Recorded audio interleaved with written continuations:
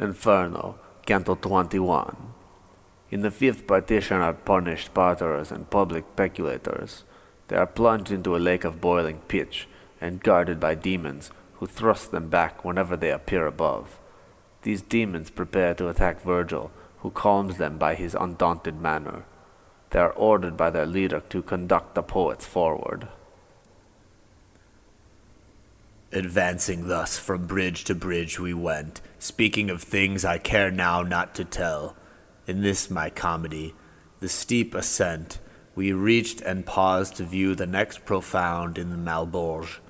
Here vain cries prevail, and marvelous the darkness spread around.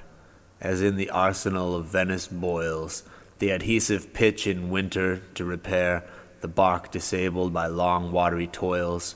For since they cannot put to sea, instead, one here his vessel builds, another there, caulks that which many voyages hath made. One strips the prow, one hammers at the poop, one mends a main, and one a mizzen sail.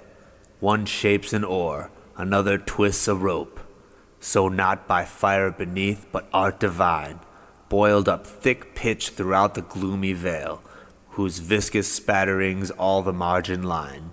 Not on the surface of the boiling tide I saw save bubbles rise, and now and then the whole swell up, then settle and subside. While down I gazed in one continued stare, back on a sudden was I drawn again, my guide exclaiming, "Oh, beware, beware!" I turned around like one who tardily sees that from which he needs escape must make, o'erwhelmed with terror and perplexity, to look not daring, all intent on flight. For in my rear I saw a devil black come running swiftly o'er the rocky height.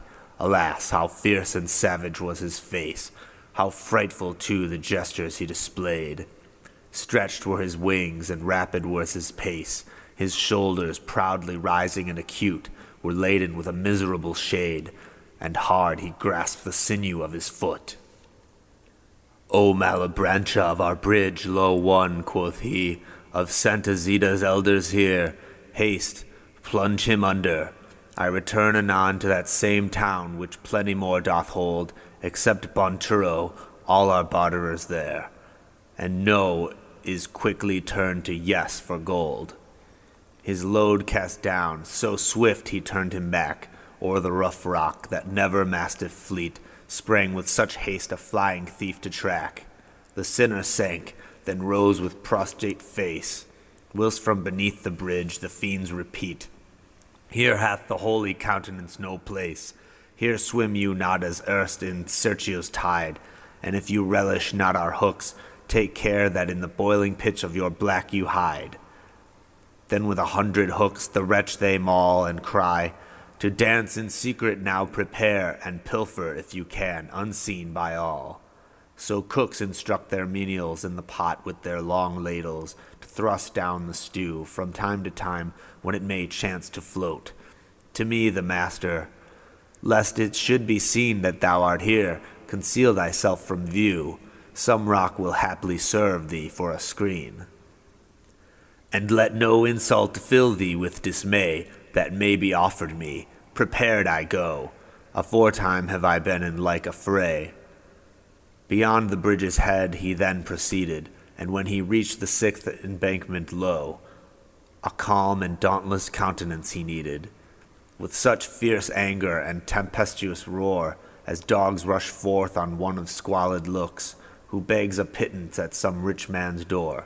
So from beneath the bridge, enraged and hot, rushed on my guide the demons with their hooks, but he exclaimed, "I charge you, touch me not. Before ye cast your hooks my flesh to tear, let one of you advance my speech to hear, and then consider if to strike ye dare." "Go, Malacanda, go!" they all exclaim, whereat one moved, the rest remaining there. "And what avails it?" cried he as he came. "Believ'st thou, Malacanda, on my way thus far I had arrived," my master said, "as yet unharmed amid your hellish fray, unless the will divine had sanction given. Let me proceed, for through this region dread that I should guide him is ordained in heaven." Then in a moment fell his crest of pride. Down at his feet he dropped the iron hooks, and to the others, "Strike him not," he cried.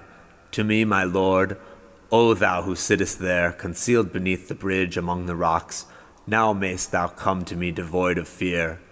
Him then with speed I strove to overtake.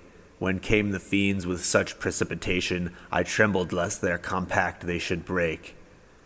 So once I saw the infantry alarmed, who left Caprona on capitulation. Seeing so many foes around them armed, close to my guide attaching me, I stood much terrified, nor from their faces black turned I my eyes. They boded nothing good, lowering their hooks one to the other side. "What think you if I touch him on the back?" "Be sure you hit him," was the answer made. The demon who the while addressed my guide turned on a sudden to the recreant fiend. "Scarmiglion, peace, I say, be still," he cried, then spake to us. "Ye travelers, be it known that o'er the bridge no road may be obtained. The 6th arch hence is wholly overthrown. But if it please you, father, to proceed, along this rock securely may ye hie. Another bridge that's near will serve your need. Just 5 hours later yesterday than this, 1203 years and 6 gone by, the road was broken which leads down the abyss, and thither will I send some scouts of mine, to watch if any show themselves above. Depart with them, they will not prove malign. Come, Alicino, come, exclaimed he then. Cagnazza, Calcabrina, quickly move, and Barbaricia, thou conduct the 10. Come, Libacoccio, Dragonazzo, fell. Siriado, armed with tusks, and Graffiacan, thou furious Rubicant and Farfarel. Make good your search around the boiling pitch, and lead these safely to that bridge whose span unbroken runs o'er all the adjoining ditch. Master, I said, oh, what is this I see? Our way without an escort let us find. Thou know'st it well. I ask no guide but thee. If, as is wont, thou art quick-sighted now, canst thou not see them, how their teeth they grind, and scowl upon us with a threatening brow? And he to me, I charge thee not to fear, and let them grind their savage teeth accursed. They do it at the suffering spirits here. O'er the left pier their steps they then incline, but to their leader every demon first put forth his tongue as looking for a sign, when from behind the sound of trumpet burst.